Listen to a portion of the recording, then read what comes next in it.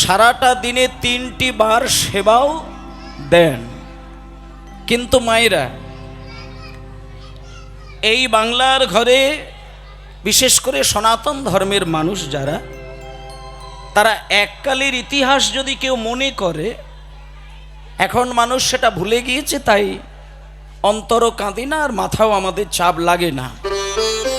কিন্তু ইতিহাস যদি পড়ে বা খুলে দেখা যায়, সেইখানে পরিষ্কার বাঙালিদেরকে বোঝানো হয়েছে যে সনাতন ধর্মের মানুষ যারা, তারা এককালে তাদের যিনি ঈশ্বর বা ভগবান, সে তার ঘরের কোণে বসে নাম করবেন, জপ করবেন, ধ্যান করবেন। কিন্তু এই বাংলাতেই থাকা কিছু পাষণ্ড মানুষ অত্যাচার যেভাবে করেছিল সেটা একটুখানি বলি। কেউ যদি কৃষ্ণ নাম করে, রামচন্দ্রের নাম করে, কি নারায়ণের গুণকীর্তন করেন, দেখা যায় সেই সনাতন ধর্মের মানুষকে হিড়হিড় করে বাইরে টেনে নিয়ে নাম করার ফলস্বরূপ জিহ্বাটি ছেদন করে দিতেন। এবং আজকে সেটা বাঙালির মধ্যে কিন্তু দেখা যায়নি, এককালে বাংলার মাটিতে এটা চলেছিল। এখন আপনি আপনার ঘরের কোণে বসে নাম করবেন, কি মন্দিরে নাম করবেন, কি মাইক দিয়ে হরিনাম করবেন, সেটা কেউ কিছু বলার আর সাহস রাখে না। কিন্তু এককালে বাঙালি কষ্ট করে ভগবানের নাম করেছেন। হালকা করে একটু রিভাবটা দিয়ে রাখবে, হালকা করে। কিন্তু এই যে মহাপ্রভু, তিনি বাংলাকে উদ্ধার করার জন্য, সনাতন ধর্মের মানুষদের কৃপা করার জন্য, সনাতন ধর্মের মানুষদের হৃদয়ে পরম শান্তিটুকু আনার জন্য সবার আগে যার নাম বলতে হয়, তিনিই হচ্ছেন আমার সচিমায়ের ছোট্ট ছেলে, যার নাম হলো নিমাই। এবং সেই নিমাই জন্ম নিয়েছিলেন কোথায়? এই বাংলায়। কবে জন্ম নিয়েছিলেন? ফাল্গুন পূর্ণিমার তিথি, নক্ষত্র ফাল্গুনী, আর শুভক্ষণে জন্ম নিল আমার গৌর গুণমণি। এই ফাল্গুন মাসে তিনি জন্ম নিয়েছিলেন। ফাল্গুন মাসে জন্মগ্রহণ করলেন পূর্ণিমার তিথিতে, কিন্তু কৃষ্ণ জন্ম নিয়েছিলেন অষ্টমীর তিথিতে, আর রাধারানীও জন্ম নিয়েছিলেন অষ্টমীর তিথিতে। একমাত্র গৌরহরি জন্ম নিলেন পূর্ণিমার তিথিতে। এইখানে কিন্তু একটা তত্ত্ব লুকিয়ে আছে মায়েরা, একটুখানি শুনে যান। ভগবান শ্রীকৃষ্ণ তিনি জন্ম নিয়েছিলেন বর্ষাকালের ভাদ্র মাসের কৃষ্ণ পক্ষের অষ্টমীর তিথিতে, আর রাধারানী জন্ম নিয়েছিলেন শুক্লা পক্ষের অষ্টমীর তিথিতে। এই জায়গাগুলো একটু মনে রাখবেন। তাহলে কৃষ্ণের জন্ম কৃষ্ণপক্ষের অষ্টমী, আর রাধারানীর জন্ম শুক্লা পক্ষের অষ্টমী। তাহলে ওই দিকের শ্রীকৃষ্ণের অষ্টমীর আটকলা, আর শ্রীমতী রাধারানীর অষ্টমীর আটকলা। তাহলে এই আট আর ওই আট, দুটি আটে মিলেমিশে 16 কলাই পরিপূর্ণ হলেন আমার গৌরাঙ্গ মহাপ্রভু। আরেকটি দিকে বলা যায় যে গৌরহরিকে আমরা বিশ্বম্ভর বলে ডাকি, নিমাই বলে ডাকি, গৌরাঙ্গ বলে ডাকি, গোরা বলে ডাকি, শ্রী হরি বলে ডাকি এবং মহাপ্রভু বলে ডাকি, যে যে নামে ডাকেন। কিন্তু এই গৌরাঙ্গ মহাপ্রভুর ভেতরেই মধ্যে 2 তনু লুকিয়ে রয়েছে। সেই 2টি তনু কি না? রাধা কৃষ্ণ একই আত্মা, 2 দেহ ধরি, অনন্য বিলাসে রস আস্বাদন করি। মানে মায়েরা একটুখানি কথা বলি, বলছে রাধা কৃষ্ণ একই আত্মা, 2টো দেহ ধরেছেন। এই যে আজকে আপনাদের এই বাসরে রাস গান হবে, সেইখানে নাচ গান হবে, রাধারানীর ভূমিকায় একজন নাচবেন, সখীদের ভূমিকায় একজন নাচবেন, আর ভগবান কৃষ্ণের ভূমিকায় একজন নাচবেন। আর আমরা কলির মানুষ, রাধা কৃষ্ণের আলিঙ্গন আর সখীদের সঙ্গে শ্রীকৃষ্ণের আলিঙ্গন, এই একে অপরের নারী পুরুষের আলিঙ্গনের যে নৃত্য, সেই রস নৃত্য দেখে আমরা আনন্দ করি। কিন্তু কিন্তু মায়ের একটুখানি শুনে নিন, যে রাধারানীকে শ্রীকৃষ্ণ কোলে বসিয়ে কথা বলে এবং কথা শোনায়, যে রাধারানীকে আলিঙ্গন করে কুঞ্জমন্দিরে ভগবান শ্রীকৃষ্ণ লীলা করেছেন বা নাচ গান করেছেন, সেই রাধারানী আসলে কেউ নয়, তিনি হচ্ছেন ভগবান শ্রীকৃষ্ণের দেহের আরেকটি অংশ মাত্র। এইবার আমাদের এই জায়গাটা বুঝতে হবে যে ভগবান কৃষ্ণ আর রাধারানী এটা আলাদা কেউ নয়, একই আত্মা, শুধু দুটো দেহ ধারণ করেছে, আলাদা আলাদা দেহ মাত্র, আত্মা কিন্তু একটাই।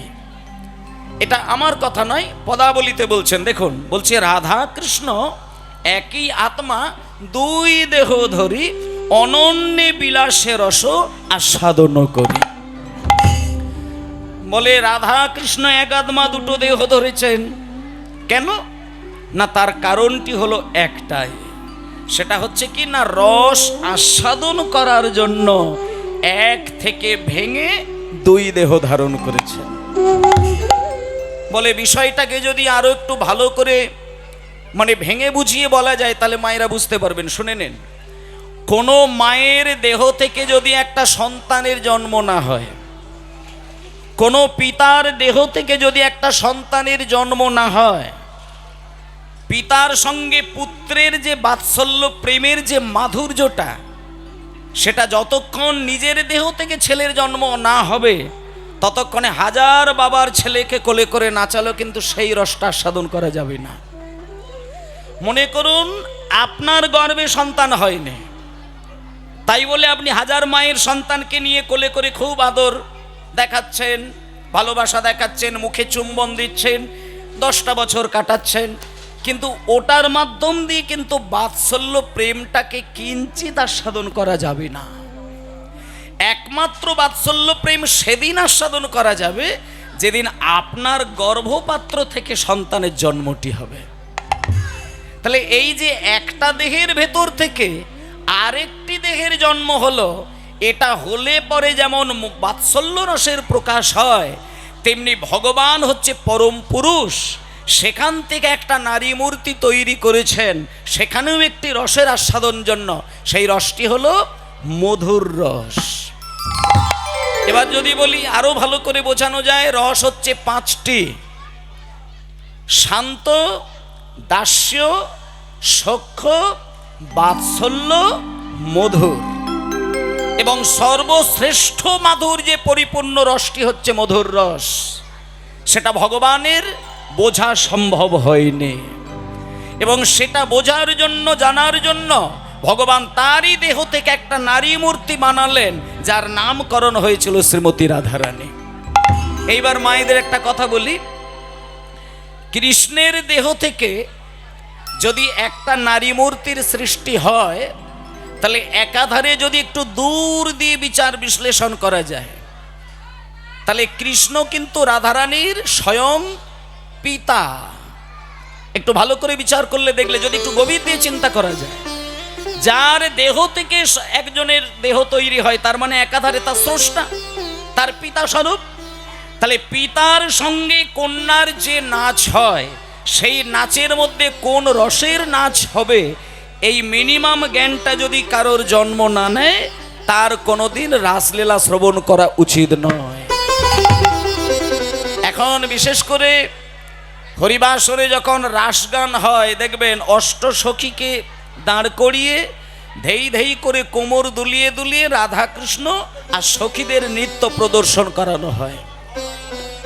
আপনাদের একটা কথা বলি, কীর্তন বাসরে যারা ভগবানকে ভগবান বলে মনে করেন, যারা ভগবানকে এই বিশ্ব ব্রহ্মাণ্ডের স্রষ্টা বলে মনে করেন, আর আপনি যদি সেই ভগবানের চরণের সেবা দাসী বলে মনে করেন, তাহলে বর্তমানে যে রাসগান হচ্ছে অষ্টসখী মিলে, আমার মনে হয় সেগুলো দর্শন করা এবং শ্রবণ করা কোনোটাই উচিত নয়।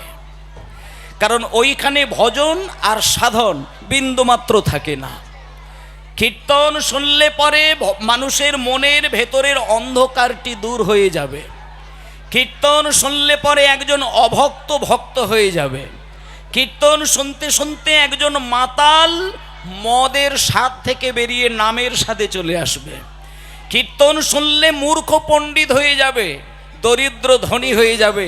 কিন্তু এখন বর্তমানে রাস যদি শোনা যায়, ঠিক তার উল্টো কাজগুলো হয়ে যাবে। তাই জন্য আমি আপনাদের বলি, দু ধরনের মানুষ যারা আছেন তারা বর্তমানের রাস গান শুনবেন না, কারণ ওখানে ধর্ম লুকিয়ে নেই, ওখানে অধর্মের ছড়াছড়ি রয়েছে। রাধারানীর সঙ্গে শ্রীকৃষ্ণের নৃত্য দেখলে মানুষ হাসাহাসি করে, নাচানাচি করেন, এটা ধর্মের বিচার হচ্ছে না। রাধারানী স্বয়ং কৃষ্ণের কন্যা স্বরূপ, আর কৃষ্ণ স্বয়ং রাধার পিতা স্বরূপ। সেখানে যে রসের নাচটি হয় সেটা যদি আস্বাদন করার উপযোগী না আপনি হয়ে থাকেন, তাহলে সেই রাস দর্শনে আপনার মহাপাপ হবে।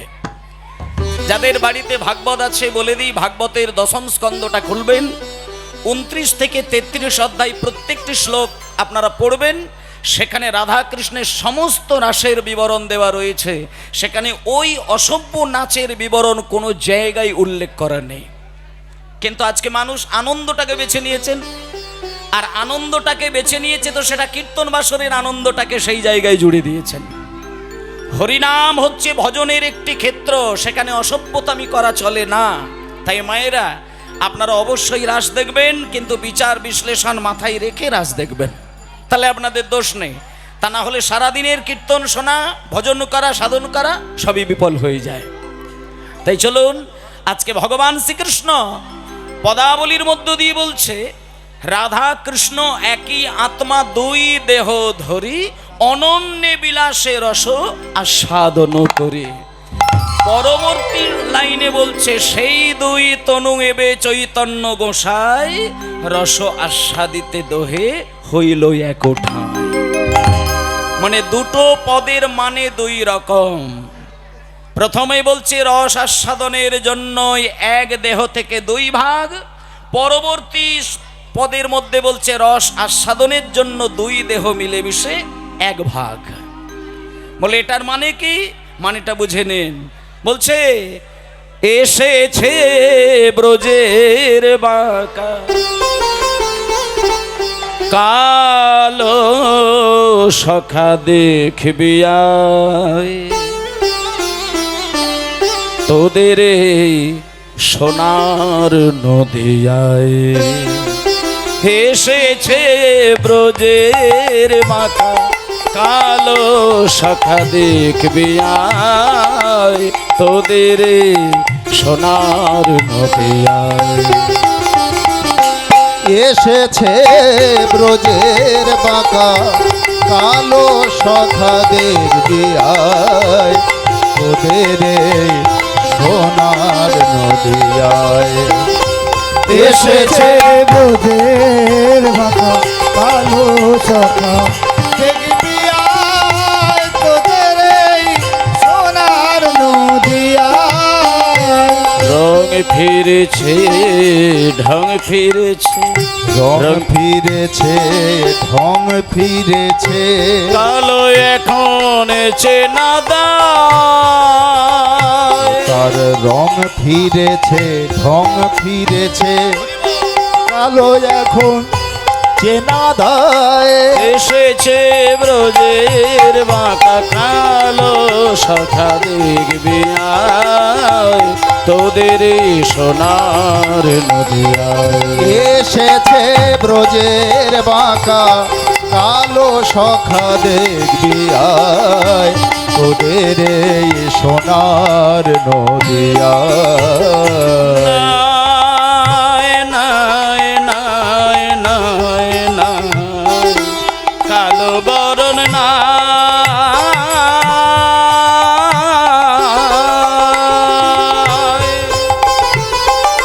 কালো বরণ নাই।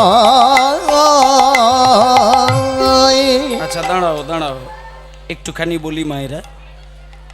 বলছে ভালো করে এই জায়গাগুলো একটু পরিষ্কার করবেন।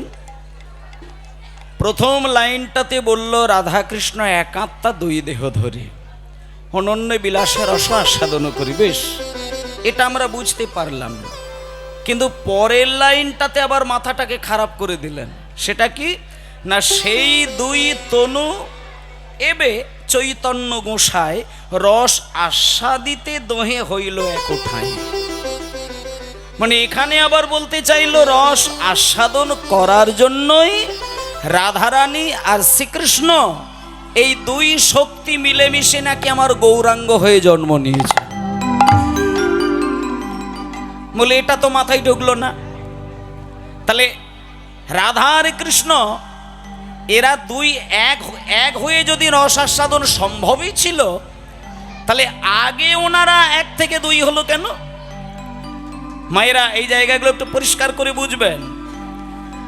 শাস্ত্রে বলছে এক থেকে ভেঙে দুটো হওয়া, আবার তারপরে মিলেমিশে এক হওয়া, আর এমনি এমনি এক হয়ে থাকা, দুটো কিন্তু এক জিনিস নয়। বলে আরো সহজ করে বলি মায়েরা দেখে নিন। যেমন দুধ থেকে ছানা তৈরি হয়, ছানা থেকে রসগোল্লা তৈরি হয়, সেই রসগোল্লাটাকে খাবেন। আর আরেকটা আইটেম আছে দেখবেন মিষ্টির দোকানে থাকে, দুধ থেকে ছানা তৈরি করে সেটাকে রসগোল্লা করে আবার পুনরায় দুধের মধ্যে ডুবিয়ে খাওয়া। দুটো জিনিস এক কি? দুধ হচ্ছে আসল জিনিস, ওখান থেকে ছানা হবে, তারপরে রসগোল্লা হবে। তাহলে দুধ থেকে ছানা, ছানা থেকে রসগোল্লা, সেই রসগোল্লাকে পুনরায় দুধের মধ্যে ডুবিয়ে খাওয়া আর এমনি এমনি রসগোল্লা খাওয়া, দুটো মিষ্টির স্বাদ কিন্তু আকাশ পাতাল তফাৎ। তাহলে এইবার দেখুন মা, কৃষ্ণ হচ্ছেন দুধ আর আমার শ্রীমতী রাধারানী হচ্ছেন রসগোল্লা।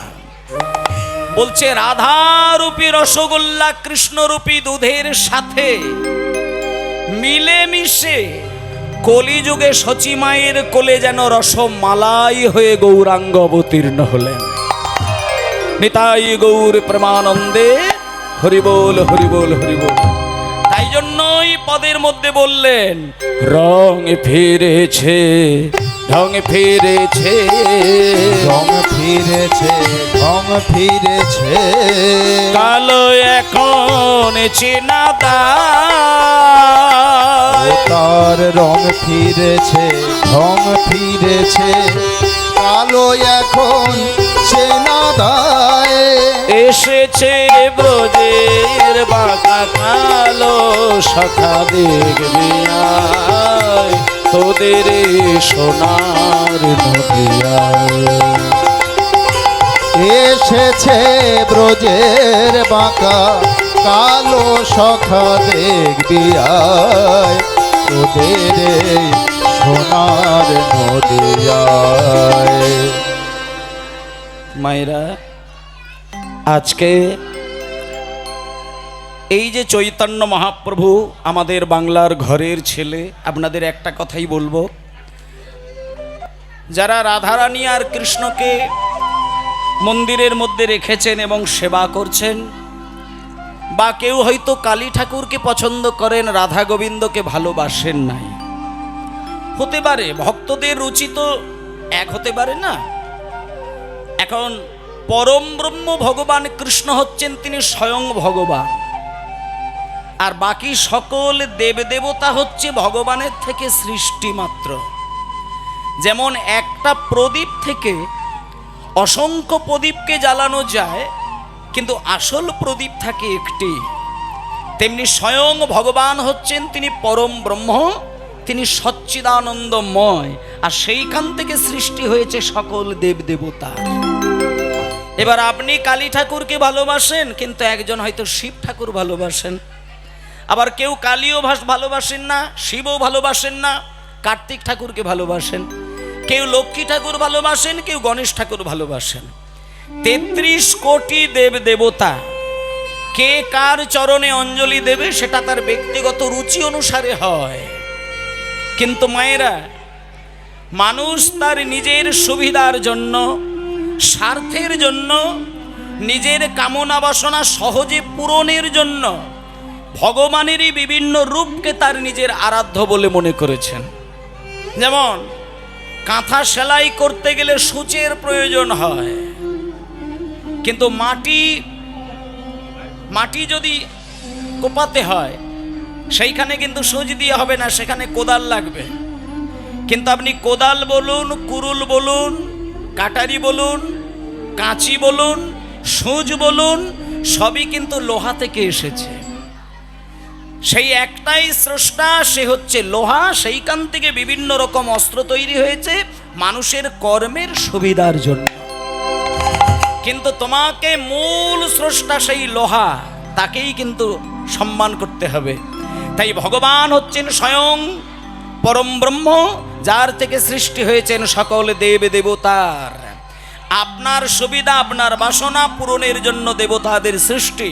কিন্তু মায়েদের একটা কথা বলি, আপনি যেই দেবতাকেই ভালোবাসেন না কেন, মন্দির তৈরি করলে মন্দিরে একটু নিতাই আর গৌরের সেবাটা দেওয়ার চেষ্টা করবেন।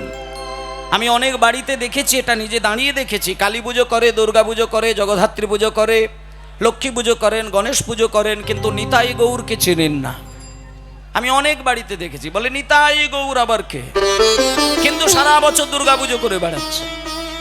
দুর্গা ঠাকুরের পুজো করলেন, নিতাইকে চেনেন না। কালী পুজো করে বেড়াচ্ছেন, কিন্তু নিতাইকে চেনেন না। কিন্তু নিতাই গৌর না থাকলে এই দেবদেবতা ভগবানের সেবা বাংলায় এতদিনে থাকতো না। তাই জন্য কেউ যদি কোনো ভগবানকে নাও মানেন, দেবতাকে নাও মানেন, কিন্তু নিতাইকে গৌরকে যদি সেবা করেন, ৩৩ কোটি দেবতা সেই ভক্তের প্রতি প্রসন্ন হয়ে যায়। নিতাই গৌরকে বাদ দিয়ে কিছু করা যাবে না। তার কারণ এটা আমি বলছি না, এটাও পদকর্তা বললেন।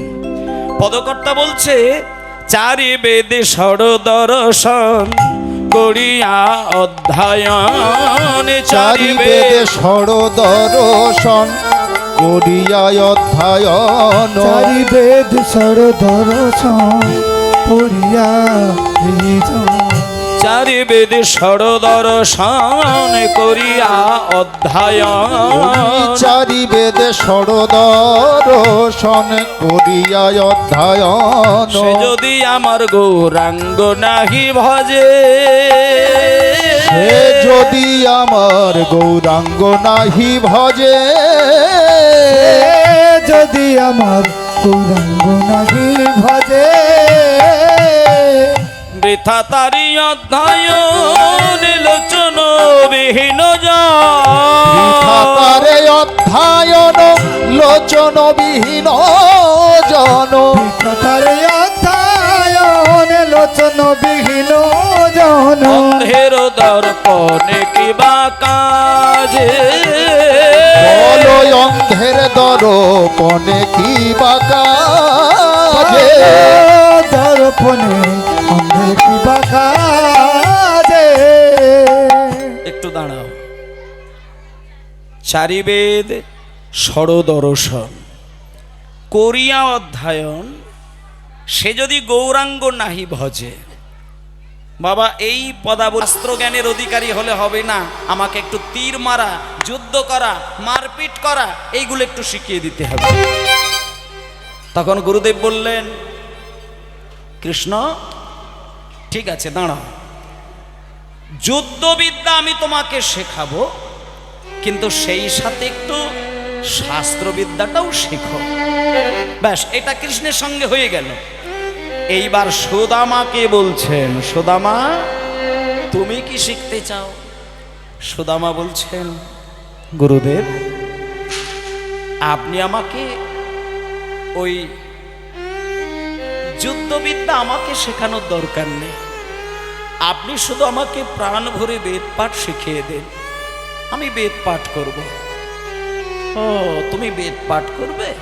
ঠিক আছে বাবা, শোনো তাহলে সুদামা তুমি শেখো বেদ বিদ্যা, আর কৃষ্ণ তুমি শেখো যুদ্ধবিদ্যা।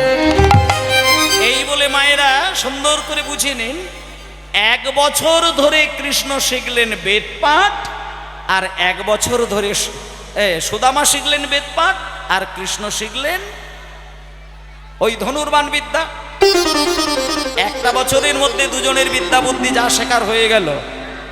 1 বছর কেটে যাবার পরে গুরুদেব বললেন, কৃষ্ণ কাছে এসো, এই সুদামা কাছে এসো। তোমরা আমার কাছে এসো, তোমাদের একটা আনন্দের সংবাদ আছে আজকে, খুব শুভ সংবাদ। দুজনেই কান খুলে শোনে না। আমার কাছে যা যা বিদ্যা বুদ্ধি ছিল তোমাদের দুইজনকে আমি উজাড় করে দিয়েছি, আর আমার কাছে শেখানোর মতন কোনো বিদ্যা নেই। কৃষ্ণ, এইবার তুমি আমার কাছ থেকে আজকে বিদায় নিয়ে চলে যাও, আর সুদামা তুমিও আমার কাছ থেকে বিদ্যা বুদ্ধি শেষ করে তুমি তোমার বাড়িতে চলে যাও। আচ্ছা মায়েরা, একটা জিনিস খেয়াল করেছেন কি, কৃষ্ণ যে যুদ্ধ শিখেছিলেন, যখন গুরুদেব বলল তুমি বাড়ি চলে যাও, যে কৃষ্ণ যুদ্ধ শিখেছেন সে কি বৃন্দাবনে আসবেন? যুদ্ধ শিখেছে মানে যুদ্ধের জন্য তাকে দ্বারকা মথুরায় যেতে হবে, সে কিন্তু আর বৃন্দাবনে আসবে না। আর সুদামা কিন্তু বাড়িতে আসবেন। যখন বলল তোমরা যে যার এইবার বাড়ি ফিরে যাও, সুদামার মাথায় বেজে উঠল, যেহেতু কৃষ্ণ যুদ্ধ শিখেছে ও তো আর বৃন্দাবনে আমাদেরকে নিয়ে খেলবে না, ও তো দ্বারকায় যাবে, ও তো মথুরায় যাবে, ও তো কুরুক্ষেত্রে যাবে। তাহলে আমাকে যদি বাড়ি যেতে হয়, আমি তো বাড়িতে গিয়ে আর এই কৃষ্ণকে দেখতে পাবো না। সঙ্গে সঙ্গে কৃষ্ণ এই কথা শোনার সঙ্গে সঙ্গে আছাড় খেয়ে পড়ল ওই কৃষ্ণের কাছে। ওরে কানাই রে, কানাই রে, ওরে কানাই রে, কানাই রে,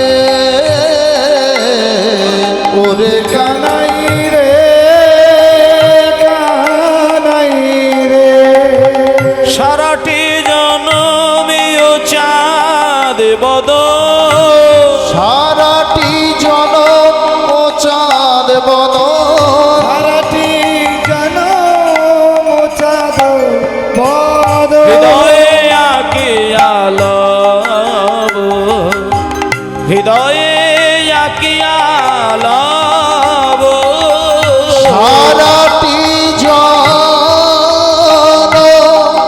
ও চাঁদ বদন, হৃদয়ে আটিয়া লব, হৃদয়ে আটিয়া লব, ওরে কানাই রে, কানাই রে, ওরে কানাই রে, কানাই রে, ওরে কানাই রে, কানাই রে।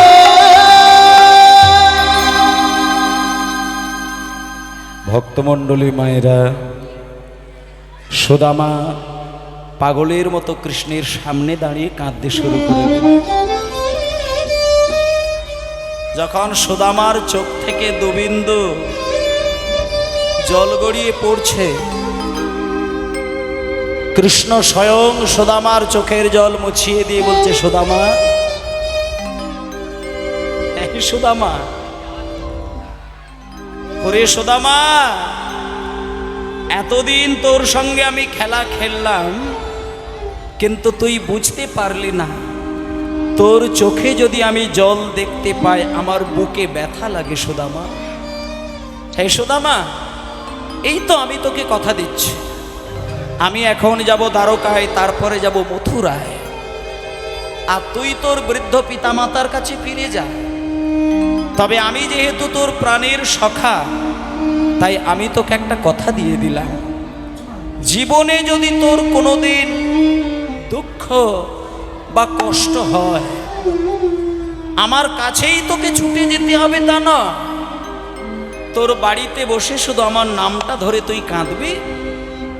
আমি কথা দিলাম, আমি তোর হৃদয় মাঝে এসে দেখা দিয়ে দেব। এখন তুই কাঁদিস না, বাড়ি চলে যা।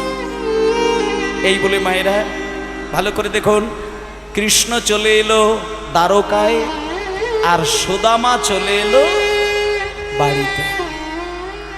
এবার যেই সুদামা বাড়িতে চলে আসলেন, বাড়িতে চলে আসার আগে সুদামা কিন্তু গুরুদেবের দুটো চরণ ধরে কিন্তু একটা কথা দিয়ে এসেছিলেন। সুদামা গুরুদেবের দুই চরণ হৃদয়ে জড়িয়ে ধরে বলেছিলেন, গুরুদেব,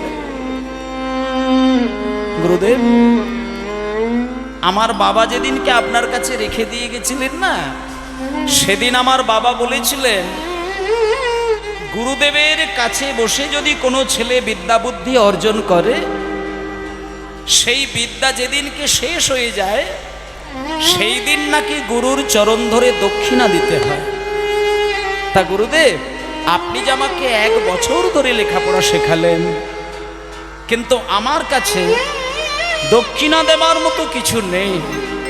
তাই গুরুদেব, আপনার চরণ ধরে আমি একটা কথা দিলাম, আমি দক্ষিণা স্বরূপ যদি আপনার চরণে কিছু দিতে চাই, তাহলে আপনার চরণ ধরে কথা দিলাম, আমি যতগুলো দিন বেঁচে থাকব, আমি জীবনে কোনোদিন মিথ্যে কথা বলবো না, আর অন্যায়ের সঙ্গে আপোষ করে চলব না।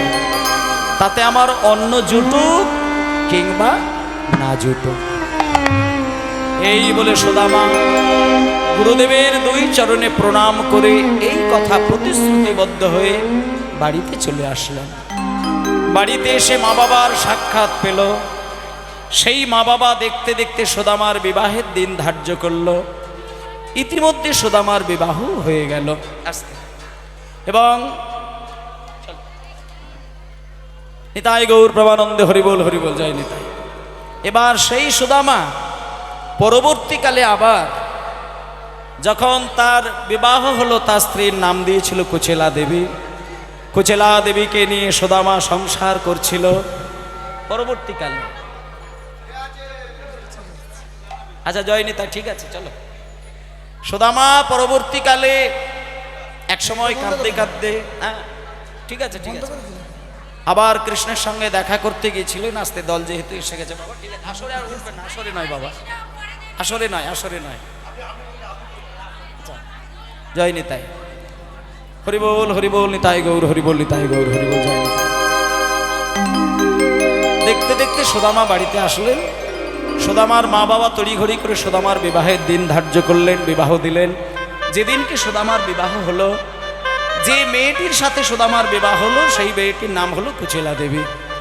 কুচেলা দেবীর সঙ্গে বিবাহ হওয়ার পরে কয়েক বছর পরে সুদামার পিতামাতা মৃত্যুবরণ করেন এবং সংসারে চরম দুঃখ নেমে আসে। সুদামা স্ত্রী কুচেলা দেবী দাঁড়ে দাঁড়ে ভিক্ষা করতে গিয়ে 4 মুঠো ভিক্ষা, চিড়ে ভিক্ষা নিয়ে সুদামাকে দিয়েছিলেন। সেই সুদামা কুচেলা দেবীর ভিক্ষা করা সেই 4 মুঠো চিড়ে নিয়ে রাজার কাছে গেছিলেন, কৃষ্ণচন্দ্রের কাছে। চোখের জলে ভেজানো চিড়ে যখন কৃষ্ণ বুঝতে পেরেছিলেন, 1 মুঠো চিড়ে নিজে খেয়েছিলেন, বাকি 3 মুঠো চিড়ে রুক্মিণী সত্যভামা আদি সকল স্ত্রীগণ খেয়েছিলেন। এবং সেদিন কৃষ্ণ কথা দিয়েছিলেন, আজকে যেহেতু সুদামার চোখের জলে ভেজানো চিড়ে আমি পেলাম, আস্তে মায়েরা, এখন না এখন না, 1 মুঠো চিড়ে আমি মুখে দিলাম এবং কথা দিলাম, আগামী কলিযুগে যখন আমি গৌর হরিরূপে জন্ম নেব, আমার জন্য কিছু দিতে লাগবে না, শুধু মাটির মালসায় চিড়ে গুড় বাতাসা সাজিয়ে যদি 2 বিন্দু চোখের জল দিয়ে দেয়, আমি হাত বাড়িয়ে সেই প্রসাদ গ্রহণ করব। এই বলে মায়েরা এই কথা দিয়েছিলেন। এবং পরবর্তীকালে সেই কৃষ্ণ সুদামাকে কৃপা করলেন এবং কৃষ্ণের কৃপায় সুদামা যখন বাড়িতে আসলেন, দেখল সুদামার জীবন সম্পূর্ণরূপে পাল্টে গেল। সুদামা স্ত্রী যে ভাঙা ঘরে থাকতেন, সেই ঘর হয়ে গেল বিরাট একটা রাজপ্রাসাদ। আর কুবের এসে তাকে ধনরত্ন উজাড় করে দিলেন এবং লক্ষ্মী দেবী এসে সর্ব অলঙ্কারে ভূষিতা করে দিলেন। এইভাবে সুদামার জীবনটা আবার পরিপূর্ণ হয়ে গেল। তত্ত্বের দিকে বলছেন, ভগবান যদি কাউকে কৃপা করেন, তাহলে তার জীবনটা এইভাবেই সাজানো হয়ে যায়। আচ্ছা, যেহেতু দল এসে গেছে মায়েরা, তাহলে আপাতত সুদামার সঙ্গে তার স্ত্রীর মিলনটা আমি দেখালাম, এবং এদিকে কৃষ্ণের সঙ্গে সুদামার সাক্ষাৎ হয়ে গেছিল, সেটাও দেখালাম। এবং এই সুদামা সত্যযুগে 4 নারায়ণের মধ্যে ছিলেন প্রদ্যুম্ন, ত্রেতা যুগে 4 ভাইয়ের মধ্যে একজন, তার নাম ভরত, দাপরে 24 জন বন্ধুর মধ্যে ছিলেন সুদামা, আর কলিযুগে 12 গোপালের মধ্যে এক গোপাল, যার নাম হলো সুন্দরানন্দ পণ্ডিত, যিনি যশোর জেলায় তার আশ্রম। এখনো গেলে সেই আশ্রম আপনারা দেখতে পাবেন।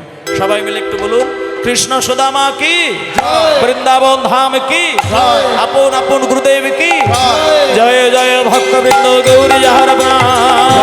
ভক্তবৃন্দ গৌর যাহার প্রাণ, ভক্তবৃন্দ গৌর যাহার প্রাণ, জয় ভক্তবৃন্দ গৌর যাহার প্রাণ। সবে মিলে করো মোরে প্রেম ভক্তি দান, সবে মিলে করো মোরে প্রেম ভক্তি দান। হরি বল।